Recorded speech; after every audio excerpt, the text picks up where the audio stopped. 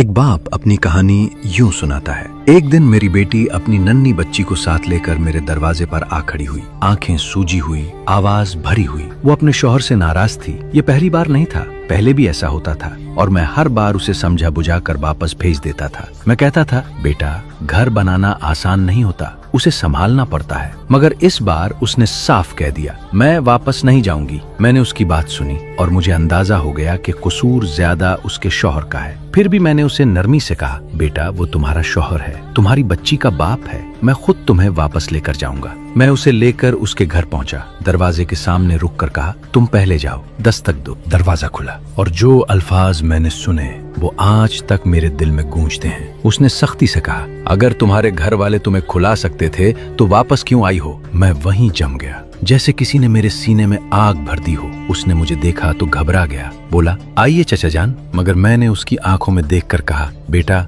हम उसे खुला सकते हैं, बल्कि तुमसे बेहतर। लगता है तुम ही अपनी बीवी और बेटी का खर्च नहीं उठा पा रहे। मैं संभाल लूंगा उन्हें और जिस दिन मेरे पास ना रहा खुद वापस ले आऊंगा। मैं बेटी को लेकर वापस आ गया। रास्ते भर मेरे आंसू बहते रहे, मगर मैंने उसे सिर्फ इतना कहा, फिक्र न करो, मैं हूं तुम्हारे साथ। तब उसने रोते हुए बताया कि वो आदमी उसे हमेशा हमारे गरीब होने का ताना देता था। हालांकि जब शादी हुई थी तो वो खुद भी कुछ खास नहीं था। ये सुनकर मेरा दिल और टूट गया, मगर मैंने बस अल्लाह से दुआ की कि जो बेहतर हो वही करे। और फिर अजीब बात हुई। उस दिन के बाद मेरे रिस्क में इजाफा होने लगा, जैसे घर में बरकत उतर आई हो। कुछ अरसे बाद उसका शौहर फोन करता है, आपकी बेटी कब वापस आएगी? मैंने कहा, अभी मेरे पास है जो उसे और उसकी बेटी को खिला सकता है। उसने धमकी दी, मैं तलाक दे दूंगा। मैंने कहा, दे दो, और उसने वाकई तलाक दे दी। मेरी बेटी टूट गई, खास तौर पर अपनी बच्ची के लिए, मगर मैंने उसे संभाला। अल्लाह बेहतर बदला देगा। वक्त गुजरा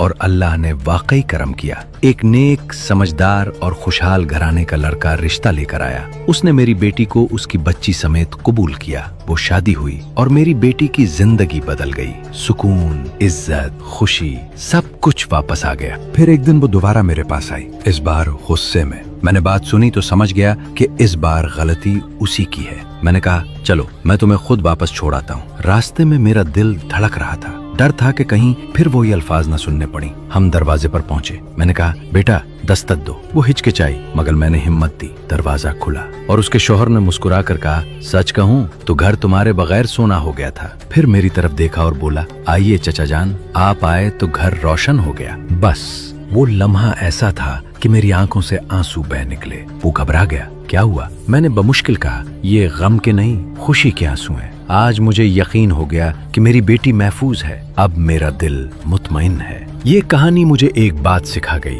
इज्जत के साथ लिया गया मुश्किल फैसला कभी जाया नहीं जाता। अल्लाह देर करता है मगर अंधेर नहीं करता। जो अपने बच्चों के लिए सच्चाई और गैरत के साथ खड़ा होता है, अल्लाह उसके लिए ऐसे रास्ते खोल देता है जिनका वो सोच भी नहीं।